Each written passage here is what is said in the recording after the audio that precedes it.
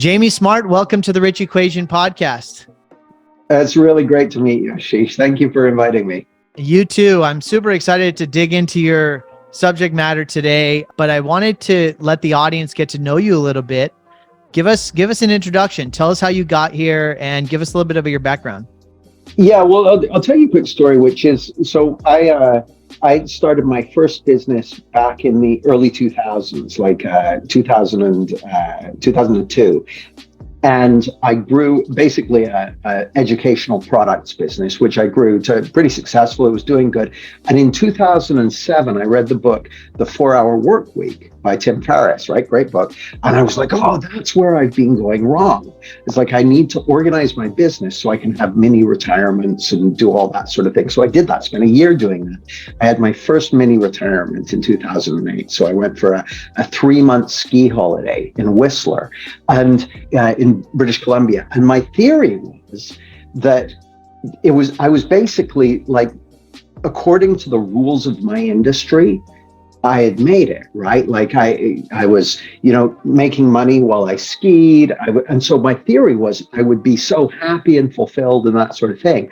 Well, by about 6 weeks in, I was miserable. I was off purpose. My feet were sore from too much skiing. And I was like, well, what's wrong with this picture, right? Like something was wrong with it. I couldn't figure it out. So I went back to, because as far as I was concerned, that's what I needed to do to be happy. So I went back to the drawing board and I hired a coach, and the coach sent me an interesting task. He said, make a list of all your goals. So I had like a dozen big hairy arse goals. And he said, now what I want you to do is put a line through any of those goals that are predicated on the idea of once you achieve it, then you'll be happy. Well, I put a line through all of them. And what I realized in the weeks that followed was that I'd been running on what I call the hidden hamster wheel, the I'll be happy when trap. And there's nothing wrong with setting goals. I still have tons of goals and things that I'm inspired to achieve. But as I started exploring this, what I realized, my first realization, Ashish, was I realized, everything you've been looking at for outside of you is already there within you. Now, I don't mean cool shoes and wristwatches and air travel. I mean the experience of peace, fulfillment, well-being, love, confidence, joy, purpose, meaning. All of that comes from within. And I kind of knew that, right? Like I'd read it all over the place, but I went from knowing it intellectually to knowing it like you know your own name. It's like, I've been looking in the wrong place. So then my next realization, a couple of weeks later, I realized, the fact that a person can see or hear or feel or perceive means they have the source of mental health and well-being and resilience and peace of mind already there within them. Well, I realized that, and that was a game changer for my work with clients, because I work as a performance coach and a trainer, work with a lot of entrepreneurs and a lot of coaches and therapists and that sort of thing. So immediately I became way more hopeful for my clients because all of a sudden I saw, they've already got there's nothing wrong with them. They've already got what they're looking for. They just been operating under a misconception. And so that kind of set me on a journey. And within about 2 years, I walked away from the field I'd been in, which was the field of neurolinguistic programming, because what I realized in June of that year, so this is like June 2009, I suddenly realized, what I'm exploring here, these are principles for psychology. And just like Ashish, you and I were born into a world where we're brought up by adults who already knew about germs, bacteria and how they cause infection and that sort of thing. I envisaged a world where the first generation of children were born to parents who already know that our peace of mind, well-being, love, confidence, all that sort of thing comes from within. Because what I see is when kids grow up in that environment is a game changer. So that gave me an amazing sense of purpose and direction. People had been telling telling me for years that I should write a book. And suddenly I had something I wanted to write a book about. So I wrote my first book, Clarity. And that's the one that we just had the 10th anniversary edition came out. And that the journey, ever since I had that insight, like, oh, this is to psychology what the discovery of germs was to medicine. The last, whatever it's been, 14 years have been a wild ride, because I've spent the time basically exploring this understanding more deeply for myself and sharing it with other people, sharing it with leaders. I've spoken at the NATO Defense College in Rome. I've worked with mental health charities. I've trained in, household name businesses, and also because more than ever, Ashish, if you look at the world, on the one hand, we have technology that allows us to do incredible things. Like, you look at what's going on with ChatGPT and stuff. It can do things that would have been impossible even 2 years ago. Right. But if you look at the mental health of people on the planet, they're struggling worse than ever before. And if I look at the people I love to work with, people like entrepreneurs and business leaders, they're often really struggling just to have a clear mind. And my message to everyone is clarity is your natural state. So just like if you look at a muddy pond, there's nothing you can do to unmuddy the pond. But if you let the mud settle, clarity emerges, because clarity is the water's natural state. Clarity is your mind's natural state. So that's my background, basically. Okay, so there's a lot to unpack there. Let's stay here. You mentioned 14 years ago. So I'm assuming 14 years ago is when you decided to start taking that ski trip. No, 14 years ago was when I realized, oh, this is to psychology what the discovery of this is it. So let's go back. Let's go back to your entrepreneurial journey, because, were you on that same trajectory that you notice people are on still, like in terms of, looking for that fulfillment externally, focusing on goals, that high achiever mindset, I think it's a default program for many people. But I'd like to ask you, why do you think that many people are on that program until they find this epiphany, let's say, and this level of clarity that you're talking about? Well, it's a great question. And let me set a little bit of context. I love high achievers, and I love that people have goals and things they're inspired to create. I mean, I'm inspired to create all kinds of cool stuff. I love that. The only issue, and the place where a lot of people get unstuck, is believing that their happiness and well-being is contingent on them achieving something. So it's classic. I've worked with athletes, with entrepreneurs. Classic one for entrepreneurs: once I sell the business, then I'll be happy. So if you've ever worked with entrepreneurs who are working towards an exit, and they get into the agreements and stuff, sometimes it can stretch on for 6 months or a year. And they're, oh yeah, once the deal closes, then I'll be happy. But actually, the only time you can ever be happy is right now.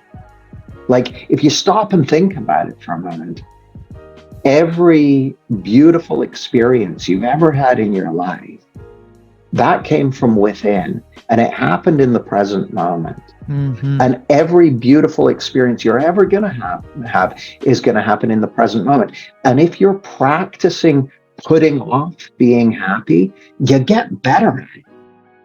Like, the last thing you want to get good at is delaying being happy, delaying being fulfilled, delaying enjoying your life. And the reason people do that is really natural. We get hypnotized into it by our parents, by our teachers, by our media, by our religions, by our own neurology. Like, it looks like that, right? Like, yeah, no, you're right. It genuinely, but just like it looks like, people believed for thousands of years that the sun went round the earth because it looks like it goes round the earth. It genuinely seems to us like our experience is coming from outside. But this is old school neurology. A guy called Hermann Helmholtz discovered it in like the 1850s. So he's kind of the granddaddy of neurology. He's the first person who discovered that all our neurological experience is internally generated, and that it's I can't remember the word for it, but it's inductive. So basically, we receive raw data in through our senses, and then our deeper neurophysiology goes, okay, what must be out there for me to be receiving this data? So you'll have had this experience where you're walking down the street and you see one of your buddies and you start waving at them, and then they get a little closer and you realize it's not them, and you kind of like, well, it's not like you saw them and you thought, there's a 50% chance that's Greg, I'll start waving at him. No, your system received data and it just went, there's Greg. And you saw Greg and you start waving. And then as they get closer, your system goes, oh yeah, reset, wasn't Greg. And so we're literally creating an internally generated experiential reality from the inside out 100% of the time. Like right now, this is what you're doing right now. As you look around, you're creating. Now, I'm not saying that we don't live in a physical reality. As far as I know, we do. Like, that's practical, right? But it seems to us like we're looking out through windows in our head at a world that's out there. But that's not what's going on. That's not what's going on. We're receiving raw data, then we're generating a 3D perceptual reality from within so fast that we don't even realize. We don't even know it. I was just reading the book of Dr. Gabor Mate, who's getting really popular right now, and he talks a lot about how we, at an early age in childhood, learn how to be separate from ourselves, and that's where most trauma comes from. And you're kind of talking about the same thing of everything in our external world is the stimulus that we then believe is part of who we are. But are we the stimulus, or are we the receiving of that stimulus? But we get so far away from that. So let's go back to you. So you go through this journey. Let's talk about what clarity means to you. So sure. You write a book about it. This obviously has a very profound impact to you. Let's talk about the book. So in terms of what clarity means to me, in terms of what it is, it's a way of, the principles behind clarity are a way of understanding our innate capacity for well-being, for peace of mind, for motivation, for high performance, for presence, for confidence, for love and joy, fulfillment. So it's an innate capacity. We have this innate capacity to learn, to connect with other people, to have a human experience. So when I talk about the principles behind clarity, that's what I'm talking about. The reason I wrote the book is I was first introduced to this understanding back in like 1999, and I was given a book on it, and I read it, and I was like, I know all that. That ain't it, Chief. And when I set out to write clarity, I wrote the book I wish I'd been given. I wish I'd been given a book that weaved together that spoke to my understanding of neurology and how the mind works, but also looked relevant from a entrepreneurial and business perspective, that gave practical things to do and that sort of thing. So that's why I wrote Clarity. And I also wrote Clarity because when I first stumbled across this understanding, it was psychology's best kept secret. And at the time, Ashish, I'd spent the previous, I don't know how many years, probably 10 years, doing everything I could learn how to do to work on myself. So I'd worked on my limiting beliefs, and I'd meditated, and I'd done affirmations and gratitude lists, and I'd lots of trainings, and I had lots of coaching, and read millions of books. And so and things were moving in the right direction, right? But it was a lot of work. And to have an understanding that says, actually, mental health and well-being and peace of all the things you've been looking for, you've already got them. And the only thing that's stopping you experiencing them is a misunderstanding of who you really are, to Gabor Mate's point, and how your experience is being created. So let me talk about both of those. How your experience is being created. My assertion is, in every moment, we're living in the experience of what I refer to as the principle of thought, an energy that's creating our perceptual reality moment to moment. So if you've ever read or seen Donald Hoffman's TED Talk on "Do we see reality as it really is?" It's the interface, you could say. We, as we walk around the world, what we're seeing and hearing and feeling is an internally generated interface that allows us to The Matrix. engage with reality. Yeah, you got it. And the fact that you and I have both made it several decades, well, me many decades into our lives, suggests that interface is pretty good. Pretty good. It's fit for purpose. So good stuff. So, but because it's so good, it can genuinely seem to us like our experience is coming from other than the interface. It can seem like our experience is coming from the past or from the future or from what other people think of us or that sort of thing. But actually, it's being generated real time right now, 100% of the time, no exceptions. That's the first thing. We're living in the experience of what I'm calling the principle of thought taking form in the moment. So that's one of the most valuable things you can learn. Second thing you can discover that looks incredibly valuable to me is who you really are.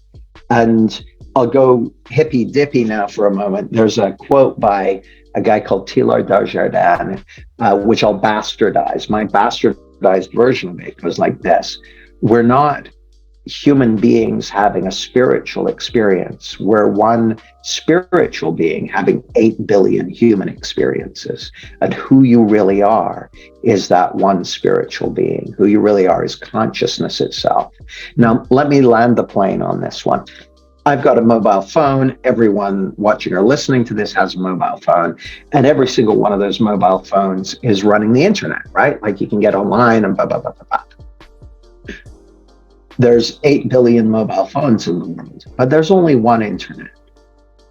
And that mobile phone didn't exist 10 years ago, and it won't exist 10 years from now, but the internet still will. There's one internet, 8 billion mobile phones. Well, mobile phones are to the internet because we are to consciousness. There's one consciousness, and it's looking out through my eyes and your eyes and everyone's eyes here.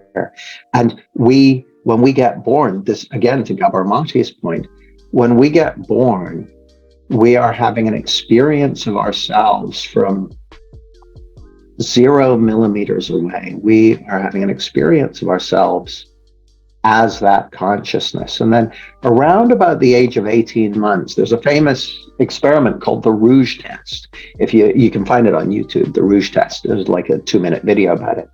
What they do is they take little kids and they sit them in front of a mirror, and they will then cover the mirror, put a blob of rouge on the kid's cheek and take the cover away. And up until the age of 18 months, when the kid sees their reflection in the mirror, they go, "Oh, look, a baby." And they look behind the mirror, they try and see where's the baby. At about the age of 18 months, when they take the cover away, the kid puts their hand on the rouge on their cheek. They've learned to identify themselves with that image in the mirror. And the moment that happens, we've started to believe that who we really are is an image from a distance away. Like I'm looking at my image and your image on the screen, and I look at my image, I'm like, "Oh yeah, that's Jamie. I know that guy. That's the picture on my passport," and that sort of thing. But that's actually a third person perspective on Jamie, just like your image is a third person perspective on Ashish from a distance away. But who you are to yourself is who you are from 0 millimeters away.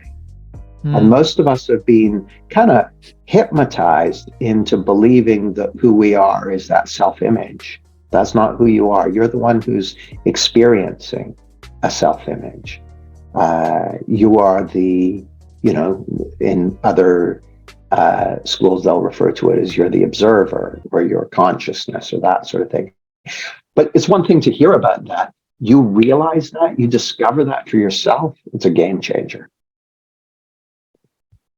I could keep letting you talk because I think this is such an important topic for people to hear. I think you've explained it so eloquently. I remember listening to, I think it was a Michael Singer talk, and he uses the observer analogy as when you flash a flashlight in a super dark room, all we see is what we flash, the light on.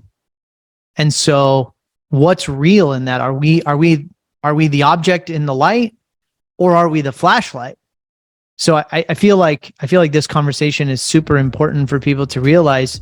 It can sound a little woo-woo, but I think it comes to the foundation of a little.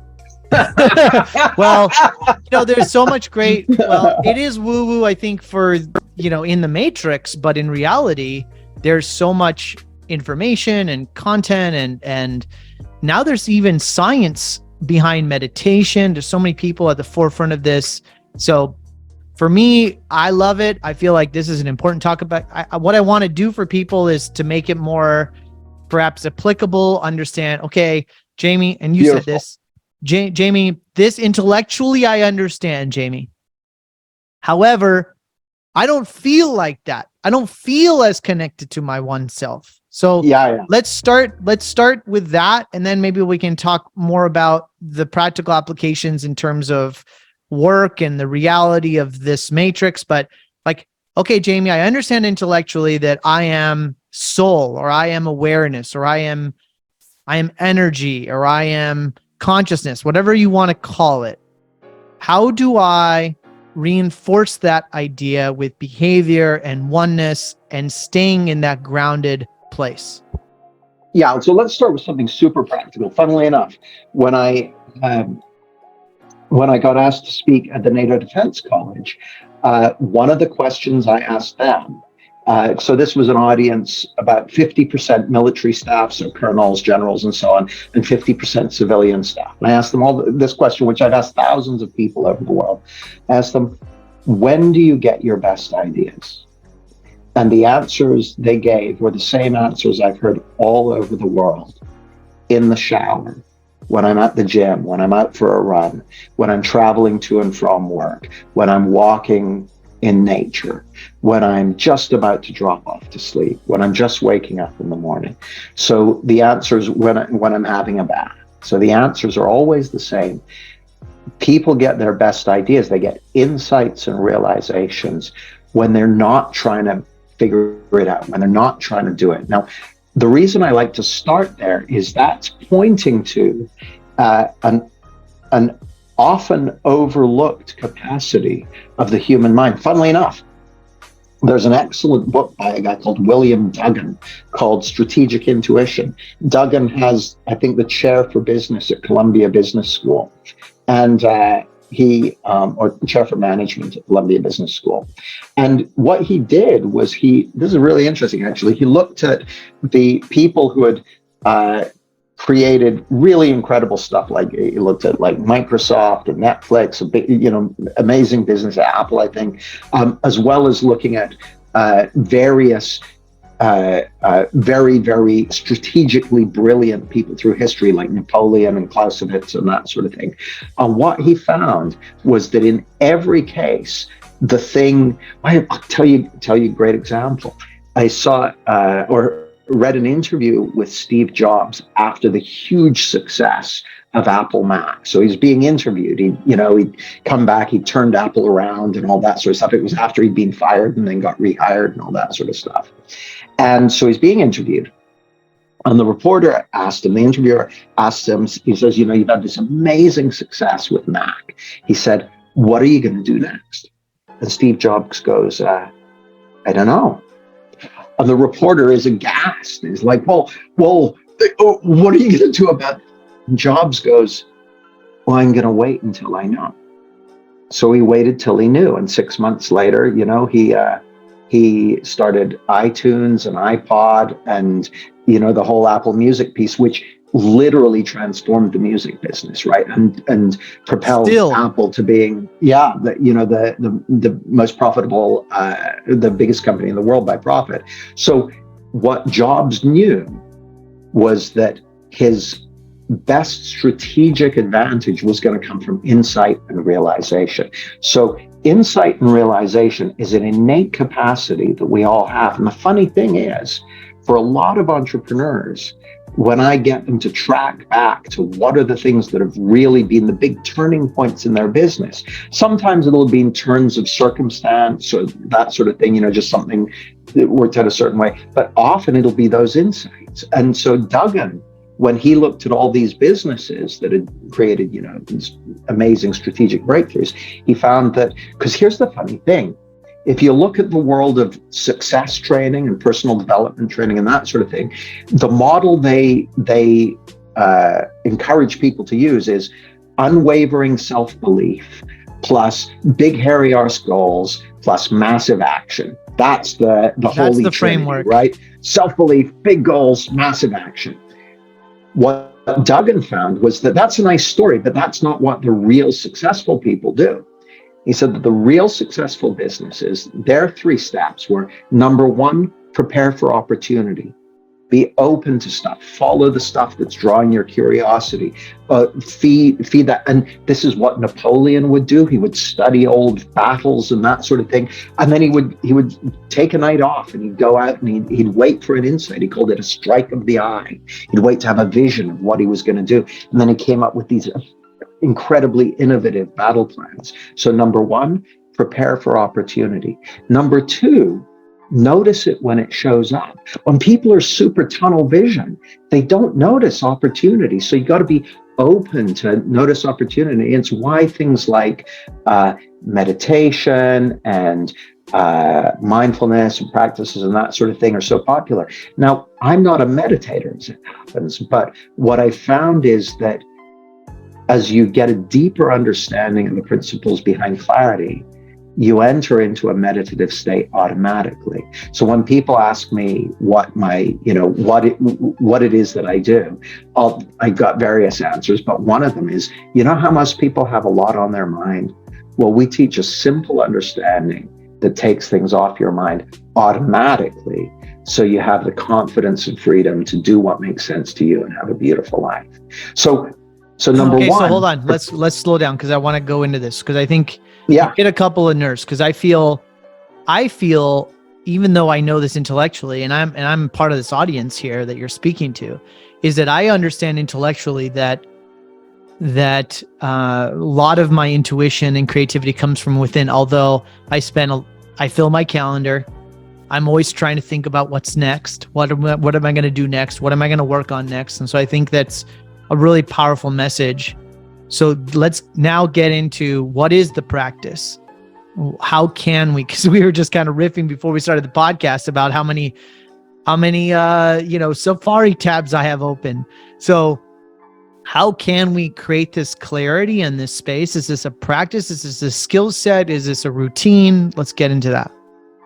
Well, I'll tell you, well, let me give you the third thing out of 3 things, first of all, just so we close that loop. Number 1, prepare for opportunity. Number 2, notice it when it shows up. Number 3, act on it.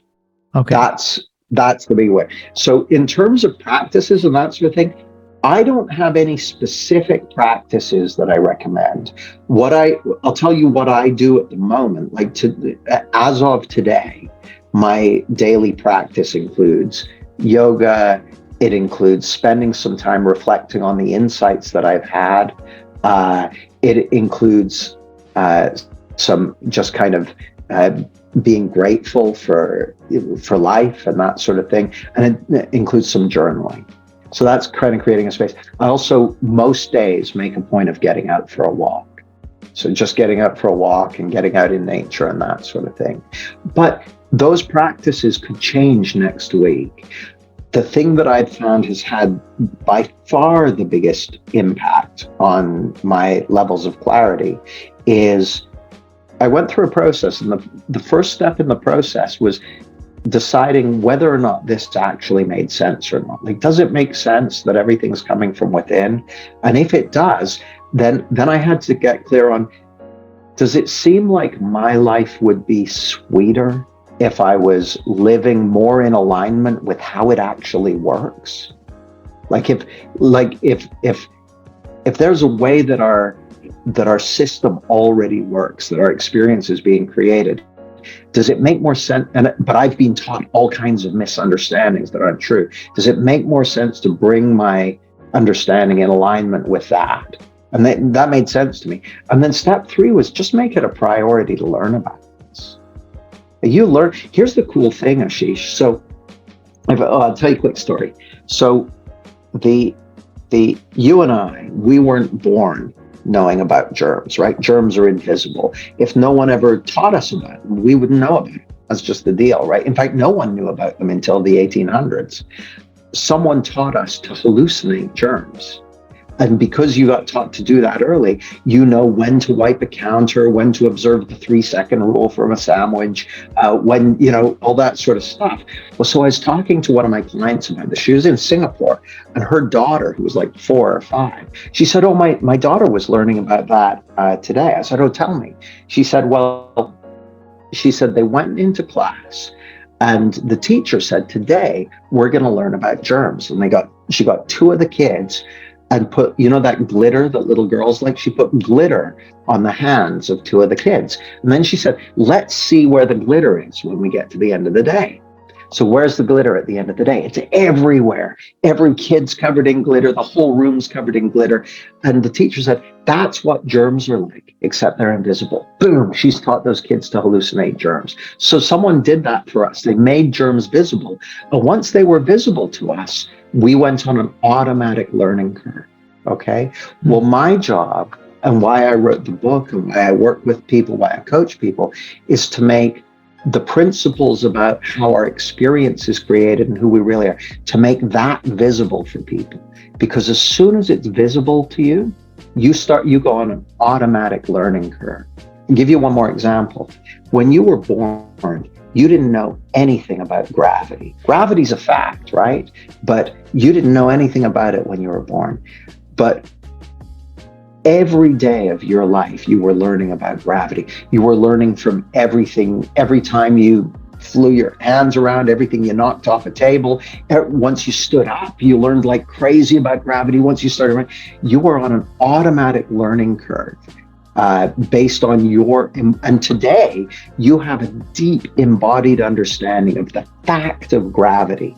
Right? You use it 1,000 times a day without even thinking about it, because your understanding of the implications of gravity is fully embodied, just like your understanding of the implication of germs is embodied. But with germs, someone had to make it visible to you before that could happen.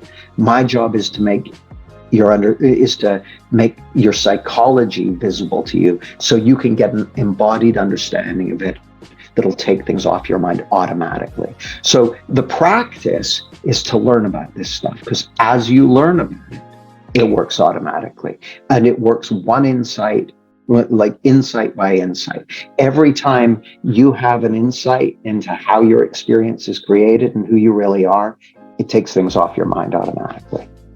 How are you sharing this with your clients? What's the foundational practicum of this? It's a great question. So if it's in a whether it's in a one-to-one setting or a group setting or through podcasts and audios and that sort of thing, my goal with my clients is to create the conditions for them to have insights and realizations into who they really are and how their experience is created. Because as they have those insights and realizations, it works automatically. I'll give you an example. One of my clients was a consultant, right? So she came on one of my programs. She comes to the first weekend and she decided through the weekend, she's like, this is terrible. I made a big mistake. I'm not going to do it again. She goes, I'm going to call Jamie up and tell him that it was a terrible mistake, but I've got to deliver a workshop on Monday. So I'll deliver the workshop and I'll call Jamie up after the workshop. So she delivers the workshop on Monday, a workshop she'd delivered many, many times in the past. She calls me up Monday night. She goes, what did you do to me this weekend? She said, the workshop was completely different. I totally trusted myself in a way where I'd been nervous in the past. I was connecting with people. I was teaching better. I was in the flow. How did you do that? Well, I didn't do it. Her innate capacity for insight and realization did it. I just created the conditions for it during that workshop. It's the same thing it's funny, I got a photograph from one of my clients the other day holding a copy of my book. And I said, "Oh man, I love the photo." I'm just going to see what I'm going to quote what he said. I said, "I love the photo. Can I share it on social?" Because he's holding, it's at an airport. He's holding up the book. He said, "Yeah, sure, no problem." I said, "Can I share it on social media?" He said, "For sure." He said, "Turnover at my company went from 1 million 8 years ago. Now it's 7 million and growing. Also nicely profitable with a self-motivated management team. All started with clarity. It was worth the investment all those years ago. It's a crazy return." Well, how he and I worked together 8 years ago. We did what I call a 3-day intensive. So we basically got together in a relaxing location, like a 5-star hotel, basically, and spent 3 days helping him get a deep embodied understanding of this thing. And then did some follow-up coaching, and he's off to the races. Because Ashish, as soon as the nature, have you ever looked at Nassim Taleb's work, like Anti-Fragile and that sort of thing? Amazing writer. Anyway, he said, if you want to look at what the pros do in any field, it's not what they're doing that makes a difference. It's what they're not doing. Yeah. Yes, I've heard of this. Resting. Yeah. Well, he said the pros win by not making errors. And so he gave me the idea that the power of this is subtractive. It's what you're not doing. It's all the things you're not thinking about. It's having less on your mind so that your innate capacities are available. What are the right questions to be asking to do less? Well, so here's one that I've found can be quite powerful. The thing that, if you mean do less internally. Well, do less internal, like you said, how can we create space? How can we do less? How can we focus on, less doing and more openness and more space? Yeah. I think that's where, right? But like we end up filling up our schedules, and we have so many projects and so many things we quote unquote want to do. So what's the pattern what's the thought or question to filter these things through? Right? Is it a prioritization? Is it a value proposition? Is it a return on investment? What's the right lens or the questions to ask to determine this is worth spending time on, and this is a distraction in the matrix, and I need to void of my time of that? Well, I don't know if my answer will satisfy you, but here's how it looks to me. If you accept my assertion that you have an innate capacity for success, basically, you've got an innate capacity for a success that's what your heart desires, like everything you've been looking for. You have an innate capacity to create that. Now, in order to tap into that innate capacity, you need to create space for that. Now, here's the thing: all the other stuff, the distractions, that's gonna be vying for your attention. And so you kind of got to make a judgment call, which is, do I believe that I have an innate capacity for success and that there's value in creating space for that? Or do I not believe it? And if you don't believe it, fill your boots, run after the other stuff. But if you believe that, then you got to put your money where your mouth is and make space for it. And so my assertion is, Ashish, that as you make space for it, as you make that a priority, whether that's just making time for doing the things that put you into that insight-friendly space, or whether that means learning about this understanding, or whatever it means to you, as you prioritize that, you will be rewarded for it, right? So for instance, I know that the thing that makes the biggest difference in my own life is the insights that I have, right? The realizations. It's funny, there's a quote from what's his name? Gregory Bateson. He said, the biggest challenges in the world are the result of the difference between how nature already works and the way people think, right? So if you think about it, you go back 5,000 years, there's how the world worked, but people thought that the sun went around the earth. It's like, oh no, the earth goes around the sun. They close the gap. They used to think the earth was flat. No, it's spherical. They closed the gap. They used to think that, illness was caused by bad smells. No, it's germs. They closed the gap. The gap between how nature already works and the way we believe it works, that's where that gap is the biggest opportunities in our own lives. Like, just speaking for you and me and for anyone listening to this, the biggest opportunities in our lives are in the gap between how the world already works and our funny beliefs about the how resistance the world to what works, is. right? Yeah. Beautiful. But also our genuine beliefs about, there's that line that the problem isn't what you don't know. The problem is the things you believe to be true that just ain't so. Well, my assertion is but for a belief in something that isn't true, you would already be having a life beyond your wildest dreams. And me too, and everyone else. Like, believing that we need. I'll give you a great example. One of my clients, a guy called Carl Harvey. So when I first met Carl, he was in his early 20s.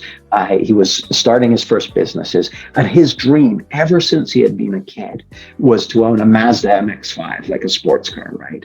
So he gets the sports car. He comes to visit me to pay and takes me for a spin. I said, "How you doing, man?" He says, "I'm good, but you know what? I was delighted for the first couple of weeks after I got the sports car. I was over the moon, but now I'm just not feeling it." He said, "I think I need a Ferrari or something." So I talked to him about this stuff. Well, I interviewed him, did a follow-up interview for the book, the 10th anniversary edition.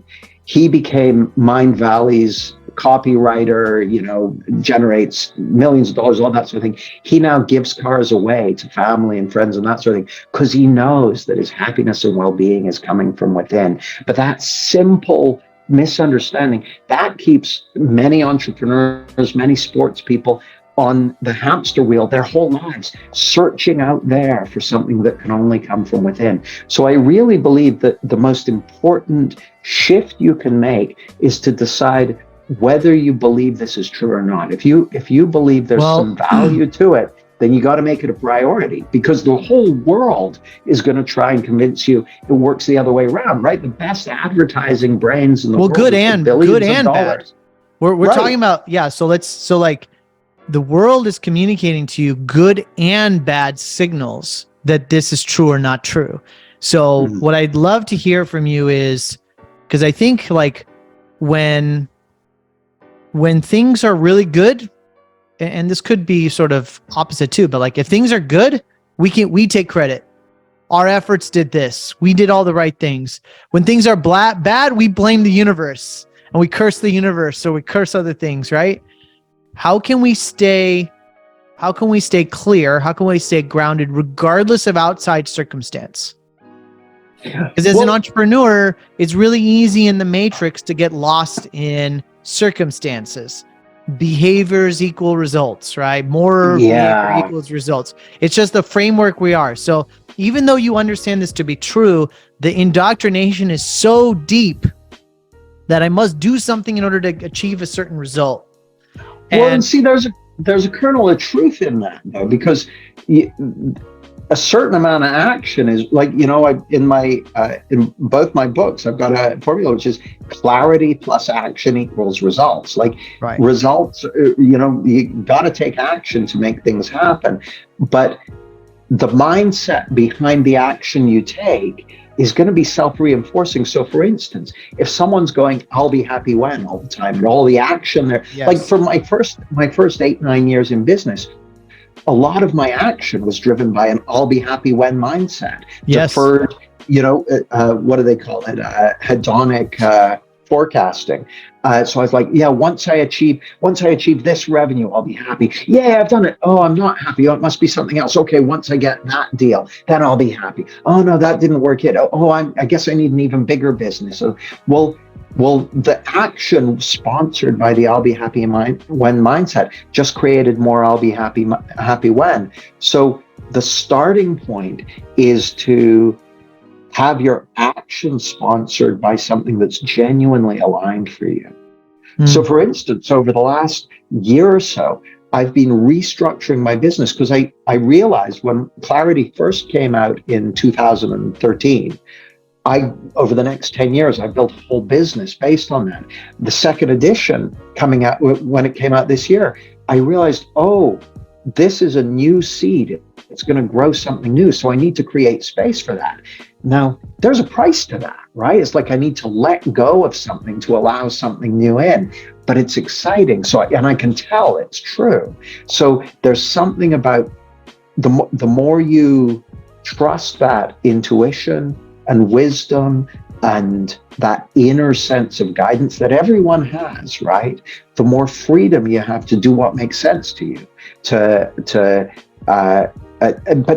I think that is another thing that benefits from space and knowing, making it a priority to get an understanding of how your experience is created and who you really are, so you can trust that inner source of guidance and wisdom. And again, if you look at the stories of the greatest entrepreneurs, they all did that. They all had that.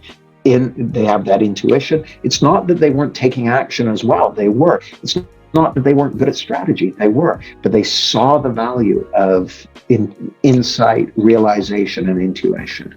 What do you do when you get snagged? When you retract, when you get triggered? What does Mr. Jamie do? Well, I'll tell you, the very first thing I do when I get kind of captured is I'd be captured by it, because when I first get captured by whatever, whether it's, a deal didn't go through or something went wrong or someone's I get captured by it and I'm like, and at a certain point, now it used to take longer. Now it's usually quicker, but not always. At a certain point, I'll go, hang on, I'll get suspicious. Hang on a second. Where do you believe your experience is coming from? And I'm like, oh yeah, because it'll seem like my experience is coming from the thing that isn't working out the way I want it to. Now, I'll give you my take, and this is going to sound proper hippie and proper extreme, but I like it. And it actually has some resonance with Jocko Willink's extreme ownership. Have you come across that? Of course. Okay, so my frame, and this is kind of a new way of thinking about it, but it's really working for me, is that everything is a blessing. Everything is there for me to learn from, to grow through, and that sort of thing. And that kind of means, now that it doesn't mean I see that right away when something screws up, right? Or when something isn't going the way. So step one, I get captured and I'm caught up in it. And then I'm like, hang on a sec, where's your experience? Where do you think your experience is coming from? Oh yeah, what do you teach? Oh yeah, it's coming from inside. It's like, okay, what if this is a blessing? It's like, well then fucking surf's up. That's the sequence. Now I'd love to say, yeah, that happened, 30 seconds. It's a practice. It's practice. It's a muscle. Well, here's the funny thing though, Ashish. I stay caught up until I realize what's going on. And that's an insight. And that's not something I'm doing. It's something that's a gift, if you like, from that source of wisdom and intelligence and well-being that's in all of us. So what I want everyone to know is you have that exact same capacity for insight and realization within you. And if you give it airtime, if you, make space for it, it's going to serve you. It's going to take things off your mind. It's going to give you fantastic ideas. It's going to guide you. What is your direct feedback to somebody who says, Jamie, I'm going to be happy when, and then I'll follow you? Tell something to that person. Well, I'd say fill your boots. I mean, like everyone does what makes sense to them at their current level of understanding, right? And funnily enough, the guy I told you about, Carl Harvey, when I first met him, he was like, 22-year-old guy, 21-year-old guy. He's like, Jamie, this is some bullshit. I know that once I've got 100 grand coming in, I'm going to be over the moon. And I'm like, mate, fill your boots, go and earn 100 grand. That's fine, but that's not how it works. Mm-hmm. And it took him till he had the experience with the Mazda, with the convertible, and then he suddenly got it. He's like, oh yeah, because I've wanted this for years. I thought it'd make me happy. It did for 2 weeks, and then I was back to normal. So people have got to see it for themselves. There's nothing I can say. Go on. Well, no, I'd love to. We probably need to do another podcast about how is it that we got here and why is it that society has built the frameworks that it has to create this matrix. But that's a whole nother conversation. I guess I want to ask you a few final questions as we wrap up here. So once you have this clarity and this awareness, life becomes a playground because it doesn't matter about what your goals are or what you achieve, because the foundational elements of joy and fulfillment are there and everything just becomes more fun regardless of the outcome. True or false? Yes and no. So let me give you an example. It does create a lot more freedom. Personally, it's made me more courageous, more fearless, all that sort of stuff. But then life's in session, right? Like there's still stuff that's scary to me to do, and but that frame I was telling you about, like either everything's a blessing or, that if everything's a blessing, then fill your boots. That has me driving straight into my biggest fears, my biggest challenges, all that sort of stuff. So how it looks to me is it allows you to live your real life, the life that you're here to live rather than one you've been conditioned to live. So it's a wonderful thing. And I got to tell you, Ashish, I am so grateful for everything I've learned. I have more love and connection in the average week than I used to in the average year. And life, as Sid Banks, the guy who first uncovered these principles, used to say, life's a contact sport. You're going to get your knocks. But what this does is it lets, here's the thing I know at the heart of my being. And this is actually one of the things I've seen a lot of people struggle with. It's not fear of failure or fear of criticism. It's fear that they couldn't handle it if things didn't work out the way they wanted to.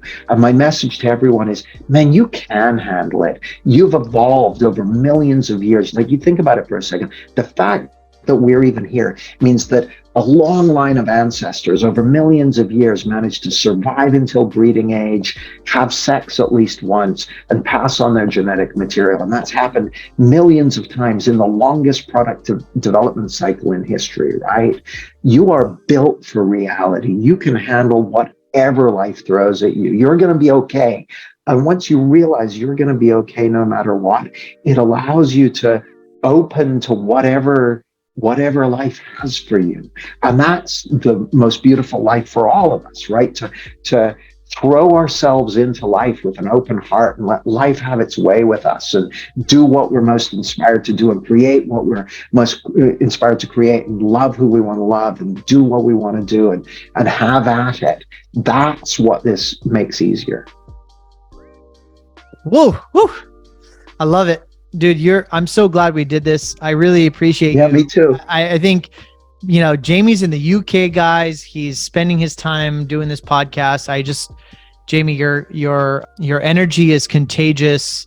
I'm really, really glad and proud of you for finding this clarity and this focus and sharing it with people and speaking from your heart about this. I'm going to give you last question. What does it mean to live a rich life? Well, first of all, thank you for your great questions and your presence, and I've really enjoyed the podcast. So thanks, Ashish. What does it mean to live a rich life? I think it's what I was just saying. It's about being who you are and living the life you're here to live with an open heart and giving your deepest gifts and, throwing yourself into life and letting life have its way with you and loving the people who you care about and expressing the things that are in you that are here to be expressed. That's what it looks like to me, man.